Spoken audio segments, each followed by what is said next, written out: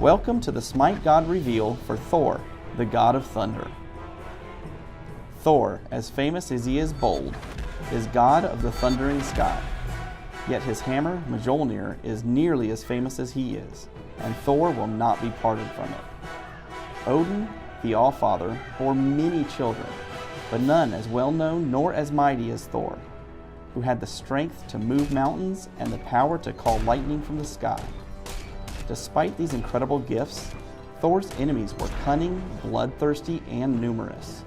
The frost giants constantly threatened to invade Asgard, requiring every ounce of Thor's near limitless strength just to keep them at bay.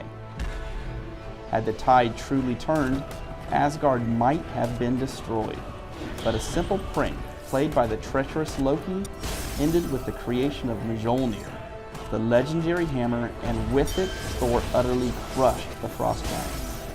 In Smite, Thor is a melee physical fighter, capable of causing serious mayhem from long distances. Thor's passive is called Warrior's Madness. He gains 20 physical power for each enemy god within 30 feet. The passive stacks up to 3 times, so Thor is encouraged to get in the middle of team fights. His first ability is Mjolnir's Attunement. Thor throws his hammer out in a line target in front of him, damaging all enemies in the path of the hammer. The hammer then returns to Thor, doing half the damage on its path. If an enemy god was hit by the hammer throw, they take double damage on the return path. His second ability is called Tectonic Rift. Thor slams his hammer into the ground, creating a fissure where the earth rips up from the ground, slowing enemies and creating an impassable barrier. Thor's third ability is Berserker Barrage. Thor spins his hammer wildly, damaging all enemies in a close area around him. He is immune to knock-up and slows for the duration of the ability. Thor's ultimate ability is called Anvil of Dawn. After a brief build-up, Thor flies up into the air. From there, he is able to select a distant ground target where he comes crashing down, doing damage and stunning any enemies in the radius.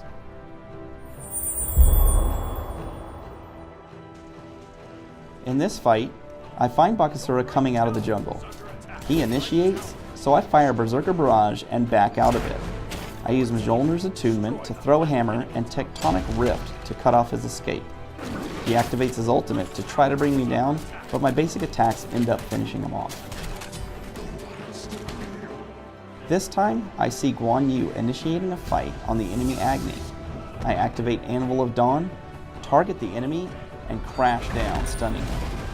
Then I activate Berserker's Barrage to deal a lot of damage. I use Tectonic Rift to block his escape and secure the kill. In this scenario, I see Kali overextending against Sobek. I activate Anvil of Dawn and drop down to the fight. Seeing that Kali is low health, I cut off the croc with my wall and throw a hammer to secure the kill steal.